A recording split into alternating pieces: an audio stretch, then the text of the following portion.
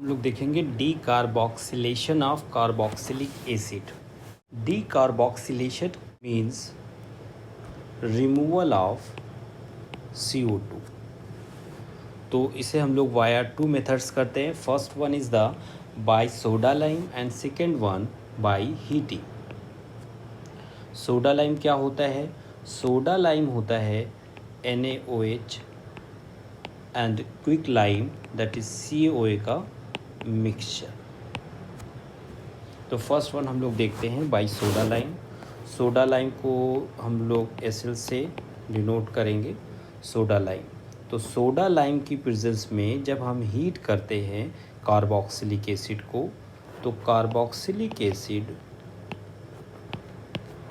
से CO2 निकल जाता है और ये बना लेता है RH, दैट इज़ एल्केन। होता क्या है रिएक्शन में, कार्बोक्सिलिक एसिड के साथ NaOH बेस है, स्ट्रॉन्ग बेस है, तो H प्लस को रिमूव कर देता है और बन जाएगा RCOO माइनस। फिर इसके बाद इसके अंदर एक स्लो रिएक्शन होती है और ये स्टेप स्लो स्टेप होता है, RDS होता है और रिवर्सिबल स्टेप होता है। यहाँ पर एक स्लो स्टेप में ये R माइनस में चेंज हो जाता है और ये यहाँ से CO2 निकल जाता है। तो यहाँ पर जो इंटरमीडिएट बनता है वो R माइनस बनता है। अब ये R माइनस H प्लस लेके RH में चेंज हो जाता है, तो ये बन जाता है RH प्लस CO2। अब रिएक्शन क्लोज्ड वेसल में होनी है, क्योंकि अगर क्लोज्ड वेसल में नहीं होगी तो CO2 बाहर निकल जाएगा और RH भी बाहर निकल जाएगा। तो क्लोज्ड वेसल में प्रोबेबिलिटी ज़्यादा होती है कि रिएक्शन रिवर्स होने लगे, तो CO2 COO के साथ रिएक्शन करके CaCO3 के फॉर्म में नीचे आ जाएगा और R माइनस H प्लस ले लेगा वाटर से और ये RH में चेंज हो जाएगा। इसके अंदर जो रेट डिटरमाइनिंग स्टेप होता है, RDS होता है, वो ये होता है जब R माइनस का फॉर्मेशन हो रहा होता है, तो R माइनस का formation that is the carbon ion का फॉर्मेशन।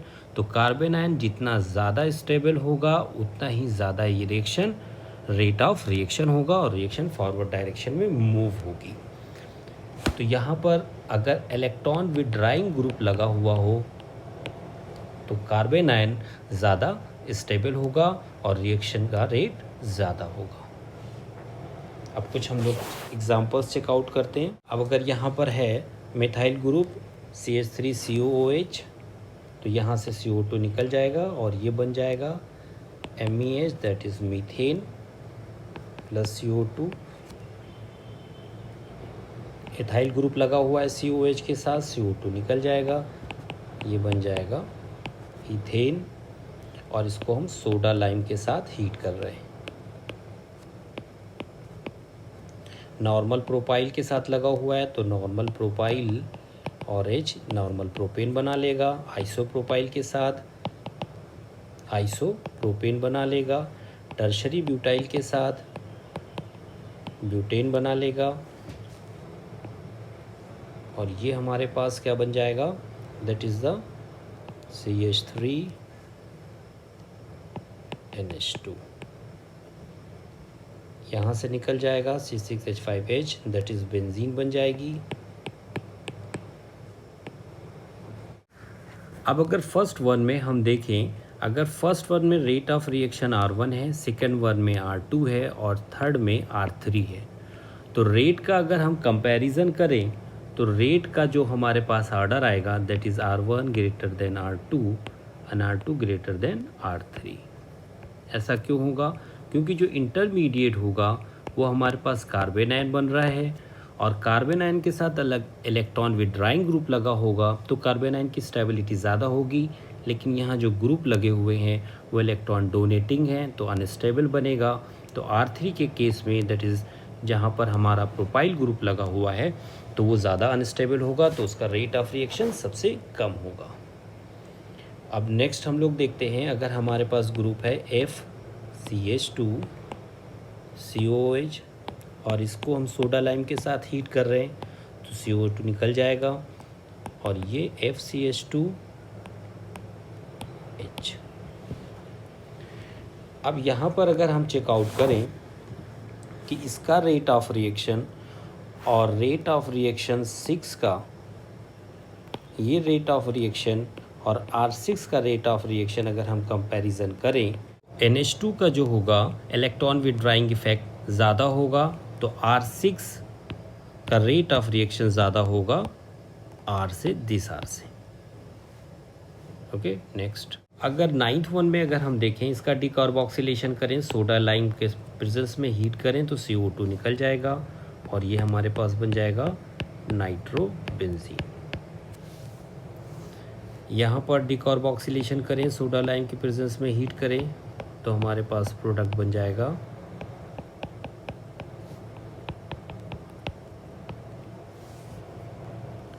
अब अगर R9 और R10 का कंपैरिजन करें तो R10 के केस में 2 इलेक्ट्रॉन विड्राइंग ग्रुप लगा हुआ है, R9 में 1 इलेक्ट्रॉन विड्राइंग ग्रुप लगा हुआ है, तो R10 का जो रेट होगा वो R9 से ज़्यादा होगा। 11th में देख रहे हैं कार्बोक्सिलिक एसिड है और इसके साथ क्लोरीन लगा हुआ है एंड पर, इसे हीट करेंगे तो जब इस तरह का इलेक्ट्रोनेगेटिव ग्रुप लगा होगा तो यहाँ से CO2 निकलेगा, तो यहाँ पर बनेगा कार्बेनाइन, ये लीव कर जाएगा ग्रुप, यहाँ पर बनेगा पॉजिटिव। अब यहाँ पर नंबर ऑफ कार्बन्स 1 2 3 4 5, तो यहाँ पर 5 मेंबर्ड रिंग बनना प्रेफर करेगा और ये बन जाएगा साइक्लोप्रोपेन।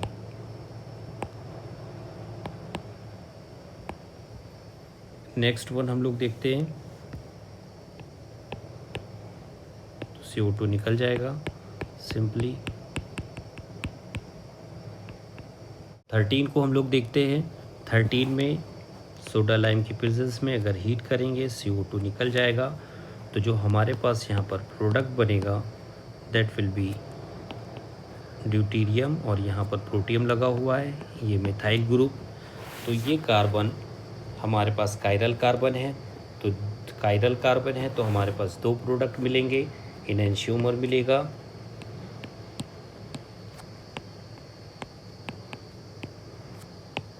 ये दोनों क्या होंगे, इनैंशियोमर मिलेंगे, प्लस माइनस का मिक्सचर होगा। 14 को अगर हम लोग चेक करें, सोडा लाइम की प्रेजेंस में हीट कर रहे हैं, डिकार्बोक्सिलेशन हो जाएगा, हमारे पास जो प्रोडक्ट आएगा दैट विल बी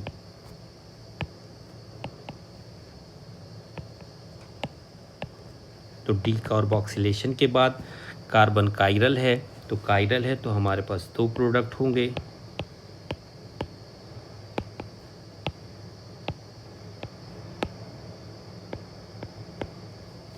अब इसके अंदर इन दोनों प्रोडक्ट्स में एक कार्बन के अलॉन्ग चेंज है, एक कार्बन सेम है, तो ये दोनों क्या हो जाएंगे, डायस्टीरियोमर्स हो जाएंगे। 15 के केस में Cl लगा हुआ है, Cl लीव कर जाएगा, यहाँ पर माइनस चार्ज और यहाँ पर CO2 निकल जाएगा, ये हो जाएगा यहाँ पर निगेटिव चार्ज, तो ये कार्बेनाइन और यहाँ पर हो जाएगी ब्रिजिंग, तो एक कार्बन वाला ब्रिज बन जाएगा, तो ये एक कार्बन वाला ब्रिज बन जाएगा। यहाँ पर CO2 निकल जाएगा, कार्बेनाइन, क्लोरीन लीव कर जाएगा, पॉजिटिव चार्ज।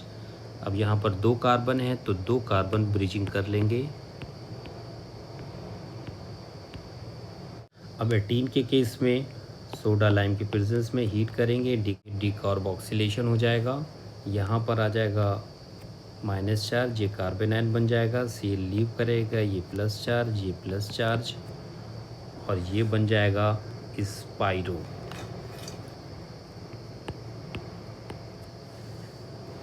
नाइनटीन के केस में CO2 निकल जाएगा, सोडा लाइम के प्रेजेंस में हीट करने पर यहाँ पर आ जाएगा माइनस चार्ज, कार्बेनाइन बनेगा इंटरमीडिएट, Cl लीव करेगा और ये बन जाएगा क्यूबेन।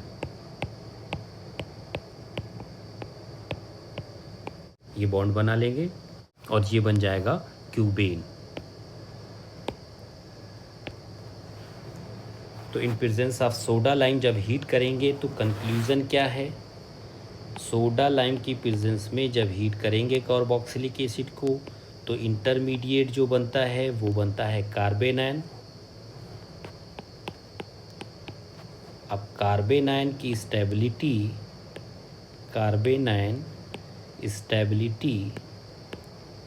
ये बताएगी कि रेट ऑफ रिएक्शन ज़्यादा होगा कि नहीं होगा। कार्बेनायन की जो स्टेबिलिटी होती है वो इलेक्ट्रॉन विथड्राइंग ग्रुप से इंक्रीज़ होती है और इलेक्ट्रॉन डोनेटिंग ग्रुप से डिक्रीज़ होती है, क्योंकि इलेक्ट्रॉन विथड्राइंग ग्रुप इलेक्ट्रॉन विथड्रॉ कर लेगा, चार्ज डेंसिटी को कम कर देगा। चार्ज का डिस्पर्सल जितना ज़्यादा होता है स्टेबिलिटी उतनी ज़्यादा होती है। हम लोग डिस्कस कर रहे हैं कार्बोक्सिलिक एसिड के केस में decarboxylation. Decarboxylation means removal of carbon dioxide, removal of CO2। तो फर्स्ट हमने देखा बाई सोडा लाइम और अब यहाँ पर हम लोग डिस्कस कर रहे हैं बाई हीटिंग। सिर्फ हीट करने पर decarboxylation in the case of carboxylic acid. तो इसमें दो केस हम लोग देखते हैं।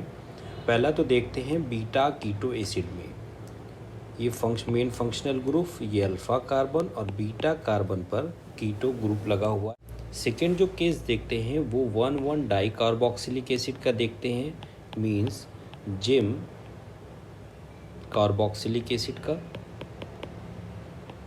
तो फर्स्ट वन के केस में क्या होता है कि इसके अंदर CO2 रिमूव हो जाती है और यहाँ पर बन जाता है RCOCH3, एक कीटोन बन गया। सेकेंड के केस में क्या होता है कि अगर कोई भी जिंक डाइकार्बोक्सिलिक एसिड है तो एक CO2 रिमूव हो जाता है, दूसरा एज इट इज़ रहता है और ये बन जाता है RCH2COOH। ये डीकार्बोक्सिलेशन का केस जिम डाइकार्बोक्सिलिक एसिड के केस में होता है। अब फर्स्ट वन के केस में हम लोग इसका मैकेनिज़्म समझने की कोशिश करेंगे। तो बीटा कीटो एसिड के केस में मैकेनिज़्म क्या होगा, अगर सपोज़ दैट हमने ये एसिड को हमने इस तरीके से लिख लिया, बीटा कीटो एसिड को साइक्लिक फॉर्म में हमने लिख लिया है। अब क्या होता है इसमें मैकेनिज़्म में, फर्स्ट स्टेप में डबल बॉन्ड जो ये होता है, ये डबल बॉन्ड हाइड्रोजन को ट्रैप कर लेता है और हाइड्रोजन को ट्रैप करता है तो ऑक्सीजन और हाइड्रोजन के बीच में जो ये बॉन्ड पेयर है ये शिफ्ट हो जाता है इस तरफ, और जो CH2 और कार्बन के बीच में बॉन्ड है ये शिफ्ट हो जाता है इस तरफ। तो यहाँ पर ओवरऑल क्या होता है, एक ट्रांजिशन स्टेट फॉर्म होती है जिसमें कुछ बॉन्ड टूट रहे होते हैं और कुछ बॉन्ड फॉर्म हो रहे होते हैं। तो डबल बॉन्ड इस हाइड्रोजन को ट्रैप कर लेता है, ऑक्सीजन और हाइड्रोजन के बीच का जो बॉन्ड पेयर है वो शिफ्ट हो जाता है इस तरफ। तो नए बॉन्ड फॉर्म होते हैं और पुराने बॉन्ड टूट रहे होते हैं और यहाँ पर ये डबल बॉन्ड का फॉर्मेशन हो रहा होता है। तो ये CO2 यहाँ से निकल जाएगी। जब भी कोई रिएक्शन सिर्फ हीटिंग से होती है तो हमेशा साइक्लिक ट्रांजिशन स्टेट से होकर जाती है। तो यहाँ पर हमें ये मिल जाएगा ट्रांजिशन स्टेट और ये 6 मेंबर्ड साइक्लिक ट्रांजिशन स्टेट हमें मिल जाएगी और यहाँ से ये CO2 अलग हो जाएगा और यहाँ ये डबल बॉन्ड शिफ्ट हो जाएगा, CH2 के पास डबल बॉन्ड आ जाएगा और यहाँ पर ये बन जाएगा RCH2 C double bond CH2 और ये OH। तो ये हमारे पास इनॉल फॉर्म आ गया। अब ये टाटोमेराइज होकर हाइड्रोजन फाइनल प्रोडक्ट को अगर हम लोग देखें तो ये हमारा कीटोन बन रहा है। तो RCOCH3, तो CH3 के पास जो हाइड्रोजन शिफ्ट हुआ है कार्बोक्सिलिक एसिड का, वो हाइड्रोजन यहाँ डायरेक्ट नहीं आता है, यहाँ पर इनॉल फॉर्म से टाटोमेराइज होता है और टाटोमेरिज्म से ये हाइड्रोजन शिफ्ट होकर यहाँ पर आता है, डायरेक्ट यहाँ पर नहीं आता है। तो ये टाटोमेरिज्म से हाइड्रोजन यहाँ पर शिफ्ट होता है और ये बन जाता है फाइनली RCOCH3। तो यहाँ पर इसका हो जाता है टाटोमेराइजेशन। तो ये डीकार्बोक्सिलेशन हो गया बीटा कीटो एसिड का। अब केवल हीटिंग से बीटा पोजीशन पर अगर अनसेचुरेशन होती है, बीटा पोजीशन पर अगर कोई अनसेचुरेशन है, ओनली यही कंडीशन नहीं है कि वहाँ पर CO बॉन्ड हो, तो वो कौन कौन सी कंडीशंस हैं जब बीटा पोजीशन पर अनसेचुरेशन होगी कार्बोक्सिलिक एसिड में और डीकार्बोक्सिलेशन होगा, उसे हम लोग देखते हैं। तो बीटा पोजीशन पर जब कोई -M ग्रुप होगा या वहाँ पर अनसेचुरेशन होगी, अभी हम उसे डिस्कस करते हैं। अब मान लो ये कार्बोक्सिलिक एसिड है, यहाँ पर है CH2 और इसके साथ X डबल बॉन्ड Y जैसा कोई अनसेचुरेशन हो इस पोजीशन पर। तो ये हो गया अल्फ़ा, ये हो गया बीटा। तो बीटा पोजीशन पे कोई अनसेचुरेशन है कार्बोक्सिलिक एसिड के साथ और इसे हम सिर्फ हीट करेंगे तो क्या होता है कि ये जो COH ग्रुप होता है, इसका जो हाइड्रोजन है वो डबल बॉन्ड ट्रैप करेगा और ये यहाँ Y के साथ बॉन्डिंग में आ जाएगा और वाया टाटोमेरिज्म ये फिर यहाँ पर CH2 के साथ शिफ्ट होगा और CO2 यहाँ से निकल जाती है और ये CH2 और X के बीच के बॉन्ड जो है वो डबल हो जाएगा लाइक दिस और Y के साथ हाइड्रोजन यहाँ पर आ जाएगा और कार्बन डाइऑक्साइड यहाँ से निकल जाएगी, CO2 यहाँ से निकल जाएगी। तो कार्बोक्सिलिक एसिड के केस में बीटा पोजीशन पर ये X डबल बॉन्ड Y के ग्रुप कौन कौन से हो सकते हैं? कार्बोनिल कंपाउंड हो सकता है, एल्डिहाइड हो सकता है, N double bond O nitrosyl हो सकता है, नाइट्रो ग्रुप हो सकता है, साइनाइड हो सकता है, एल्कीन हो सकता है, C ट्रिपल बॉन्ड C हो सकता है। तो बीटा पोजीशन पर अगर कोई अनसेचुरेशन इस टाइप की है तो हमेशा क्या होगा, CO2 निकल जाएगी और हाइड्रोजन टाटोमेराइज होकर, डायरेक्टली नहीं, टाटोमेराइज होकर CH3 के पास चला जाएगा और ये हमारा प्रोडक्ट फॉर्म हो जाएगा। एग्जांपल्स हम लोग चेक करते हैं इसके। यहाँ पर फर्स्ट वन के केस में अगर हम लोग देखें तो ये अल्फ़ा पोजीशन, ये बीटा पोजीशन। बीटा पोजीशन पे अनसेचुरेशन है, CO2 यहाँ से निकल जाएगा, फाइनल प्रोडक्ट हो जाएगा मिथाइल COCH3।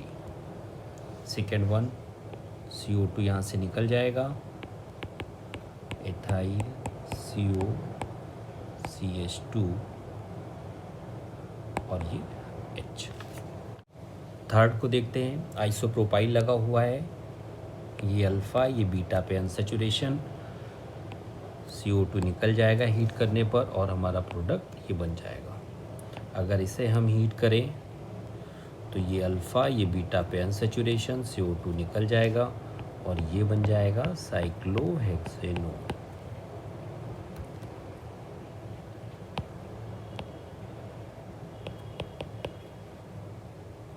नेक्स्ट अगर हम लोग देखते हैं फिफ्थ को, तो फिफ्थ पे ये CH2 के साथ ये तो जेम पोजीशन हो गई हमारी। इस पोजीशन पर हमेशा क्या होगा, एक CO2 निकल जाएगा और एक CO2 एज इट इज़ रह जाएगा। सिक्स पोजीशन पे देख रहे हैं अल्फ़ा कार्बन, ये बीटा पे अनसेचुरेशन है, तो बीटा पे अनसेचुरेशन है तो सभी CO2 यहाँ से रिमूव हो जाएंगे। तो यहाँ से -4 CO2, 4 मॉलिक्यूल CO2 के यहाँ से निकल जाएंगे और हमारा फाइनल प्रोडक्ट होगा Ac2। सेवेंथ हम लोग देखते हैं, ये अल्फ़ा पोजीशन, बीटा पोजीशन पे अनसेचुरेशन है, CO2 मॉलिक्यूल्स निकल जाएंगे जो कार्बोक्सिलिक एसिड के हैं और इस पोजीशन पर 2 COH लगे हुए हैं, जिम कंडीशन है, तो 1 CO2 निकल जाएगा, मीन्स टोटल -5 CO2 हो जाएंगे और फाइनल प्रोडक्ट हमारा हो जाएगा दिस वन। नेक्स्ट 8th को अगर हम लोग देखें तो ये यहाँ पर C डबल बॉन्ड हो, ये COH, ये हो गया हमारा अल्फ़ा पोजीशन, बीटा पे अनसेचुरेशन है, CO2 रिमूव हो जाएगा, फाइनल प्रोडक्ट हमारा ये हो जाएगा। अब फाइनल प्रोडक्ट CO2 निकलने के बाद ये काइरल कार्बन है, तो काइरल कार्बन है तो प्लस माइनस का मिक्सचर बन जाएगा, इनैंशियोमर्स बन जाएंगे।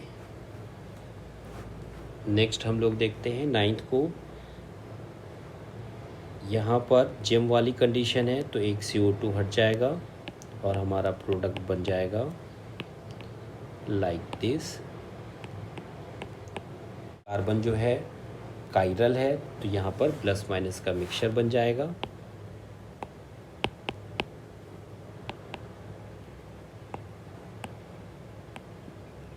प्लस माइनस का मिक्सचर बन जाएगा। 10th को देखते हैं, 10th को अगर हीट करेंगे फिर जिम की कंडीशन है, CO2 रिमूव हो जाएगा और यहाँ पर हमें मिल जाएगा फिनाइल ग्रुप, ये हाइड्रोजन, ये COH, ये DH फिनाइल ग्रुप।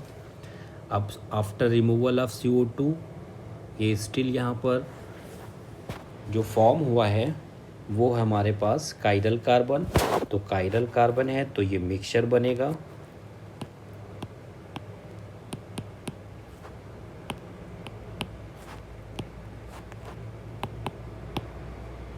दोनों प्रोडक्ट के पेयर में इस कार्बन के अलोंग कोई चेंज नहीं है, एक कार्बन के अलोंग चेंज है, एक कार्बन के अलोंग चेंज नहीं है, तो ये दोनों एक दूसरे के क्या हो जाएंगे, डायस्टीरियोमर, तो डायस्टीरियोमर्स मिल जाएंगे, तो डायस्टीरियोमेरिक मिक्सचर मिलेगा। नेक्स्ट वन 11th को अपन लोग देखते हैं। 11th के केस में अगर देखें तो ये अल्फ़ा बीटा पे अनसेचुरेशन है, रिमूव हो जाएगा और ये जो हमारा कार्बन बनेगा, ये कार्बन बना हमारा काइरल, तो ये काइरल कार्बन बनाए हैं तो ये हमारा बनेगा मिक्सचर,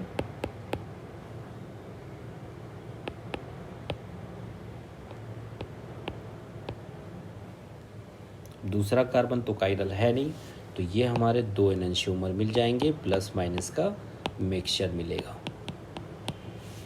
नेक्स्ट वन को देखते हैं, ये अल्फ़ा कार्बन, ये बीटा कार्बन पर अनसेचुरेशन है, तो बीटा कार्बन पे अनसेचुरेशन है, ये हाइड्रोजन ये ट्रैप करेगा, यहाँ पर जाएगा और CO2 यहाँ से और ये बॉन्ड यहाँ पर आएगा, ये डबल बॉन्ड हो जाएगा, तो ये हाइड्रोजन यहाँ जाएगा, डबल बॉन्ड की पोजीशन शिफ्ट हो जाएगी, तो ये हमारा बन जाएगा CH2 double bond CH and CH3। तो ये अगर हमारा कार्बन है, ये जो CH3 वाला कार्बन है, ये CH3 वाला कार्बन दिस वन, ये कार्बन है जो टाटोमेराइज होकर ये हाइड्रोजन यहाँ पर शिफ्ट हुआ है। नेक्स्ट 13 के केस में देखेंगे, ये अल्फ़ा बीटा पोजीशन पर अनसेचुरेशन है, बीटा पोजीशन पर अनसेचुरेशन है, तो इसके केस में भी यहाँ से हाइड्रोजन शिफ्ट होगा, ये डबल बॉन्ड यहाँ सिंगल हो जाएगा, बॉन्ड शिफ्ट हो जाएगा और ये प्रोडक्ट बन जाएगा हमारे पास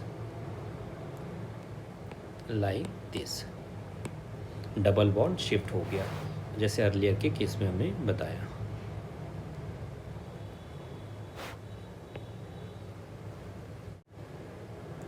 तो इसे हम लोग कंक्लूड करें कि डिकार्बोक्सिलेशन ऑफ कार्बोक्सिलिक एसिड में हम लोगों ने क्या देखा, अगर सोडा लाइम की प्रेजेंस में हम लोग हीट करते हैं, सोडा लाइम होता है हमारे पास NaOH प्लस COO का मिक्सचर, तो इसके अंदर अगर हम हीट करते हैं तो हमारे पास जो इंटरमीडिएट होता है वो कार्बेनाइन होता है, और कार्बेनाइन के ऊपर रेट डिपेंड करता है। इलेक्ट्रॉन विड्राइंग ग्रुप अगर लगाएंगे तो रेट जो है इंक्रीज़ कर जाएगा। अगर हीटिंग करते हैं हम लोग, ओनली हीटिंग करते हैं, तो कीटो एसिड के केस में, बीटा कीटो एसिड के केस में हम लोगों ने देखा कि जो बीटा कीटो एसिड, एक बार हम लोग एग्जांपल से देखते हैं।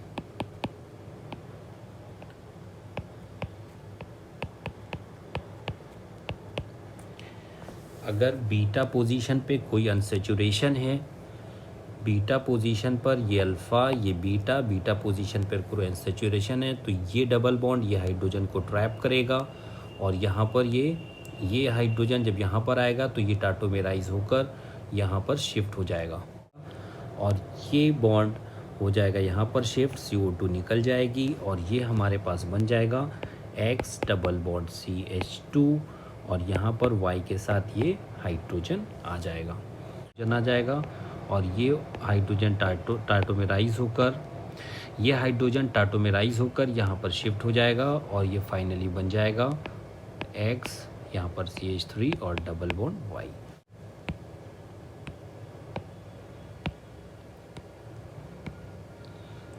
अगर X डबल बॉन्ड Y की जगह यहाँ पर डबल बॉन्ड का है, एल्कीन है यहाँ पर, तो बॉन्ड की शिफ्टिंग हो जाती है। कैसे होती है पर लोग देखते हैं।